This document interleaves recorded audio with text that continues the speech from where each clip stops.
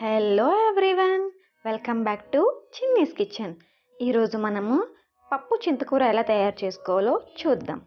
మనము ముందుగా 1 కప్పు కందిపప్పు, 1 కప్పు చింతకూర, పప్పులోకి 3 పచ్చిమిర్చి తీసుకోవాలి. మనము తర్వాత పప్పుని ఒక 15 మినిట్స్ మనము నానబెట్టుకొని పక్కన పెట్టుకోవాలి. అది కడిగిన తర్వాత అందులో మనము 3 పచ్చిమిర్చి వేసి కొంచెం ఎంత ఆయిల్ వేసి విజిల్ పెట్టుకోవాలి. అలా చేస్తే కనుక మనము విజిల్ పెట్టినప్పుడు పొంగకుండా ఉంటుంది.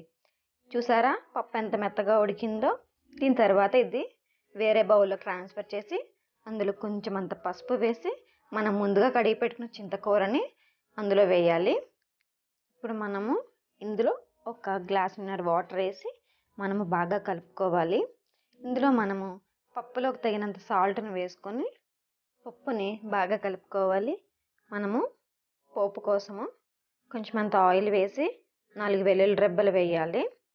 అదైన తర్వాత ఒక 1/2 టీ స్పూన్ జీలకర్ర, ఒక 1/2 టీ స్పూన్ ఆవాలు, 4 ఎండుమిర్చి, కొంచెం అంత కరివేపాకు పోపు కోసం మనము రెడీ చేసుకోవాలి.